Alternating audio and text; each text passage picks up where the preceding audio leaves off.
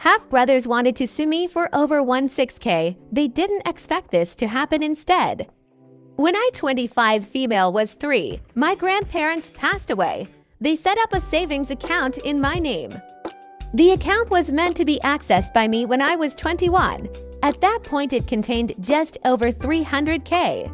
My grandparents left me a letter saying they would like me to share the money fairly with any other Smith-Jones children, meaning my full siblings, Dad's A. Smith, Mom's A. Jones. By fairly, they meant that they wanted me to assess the situation and judge for myself what was fair. I never had full siblings, but I have two half-brothers, Mac and Joe Smith, who are Dad and stepmom's kids. Due to the specific wording my grandparents used, I legally never had to give Mac or Joe any money. However, I see Mac and Joe as my brothers, and as the money came from our grandparents, I felt that the fairest thing would be to assign each of us 100K, so we all got an equal-sized lump sum. And I figured that when Mac the youngest turned 21 and took his 100K, we could split any remaining money. When I turned 21, Dad suggested I buy a house with my 10K. I found a place I loved, but it was 13K and I couldn't get a mortgage, so Dad said I should borrow 30K from the account. I did, figuring I could pay it back before my brothers turned 21, and I had been repaying it. The account should be at $208,000 right now, but due to me withdrawing and then repaying that money, it's at $195K, so I still owe $13K. Joe turned 21 recently, and as I was giving him his 100K, Joe noticed that there was less in the account than there should be. I explained and said I was going to put it all back before Mac, now 19, turns 21. Joe told Mac and both boys said I stole from them and owed them the full 13K back plus $3,000 of interest that they felt they would have gotten. And they wanted it all paid by this summer, which gave me less than 6 months to bring the account up to 211K. I said I'd do it, but over 2 years as planned. The boys then wrote up a contract to that effect. I went to sign it until I saw that it said 6 months to pay it all back. I wouldn't sign as we agreed on 2 years. They said I should figure it out as they were entitled to that money and would be seeking legal advice. Later that day, I got an email clearly written by them saying that they intend to sue me for the 16K plus whatever is currently in the account and additional damages and emotional distress on top of that. At this point in time, I'd given Joe about $50,000 of his 100K because he wanted it in installments.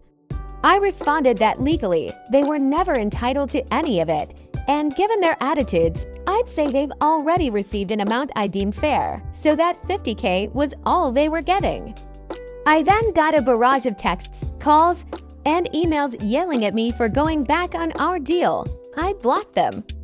They then took to social media, saying that I was trying to screw them out of their inheritance and rallying our extended family into harassing me over this, and it mostly worked as a lot of people messaged me.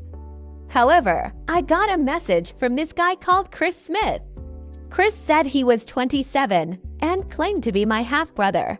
I had never met him before, but he sent me photos of him as a kid with our dad, grandparents, and me.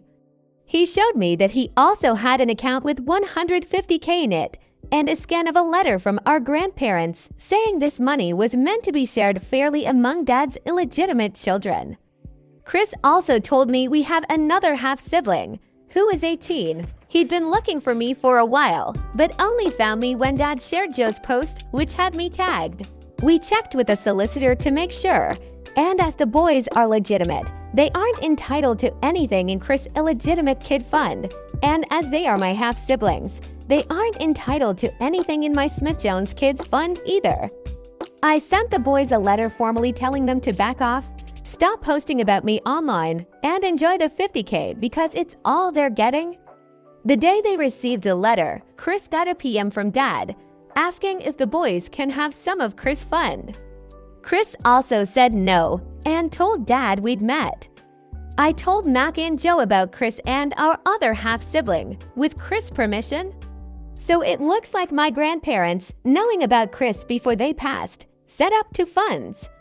One for the kids Dad had with my mother, who was still his wife when they passed, and one for children born out of Dad's affairs, presumably to make sure no one tried to screw anyone else over out of hurt feelings.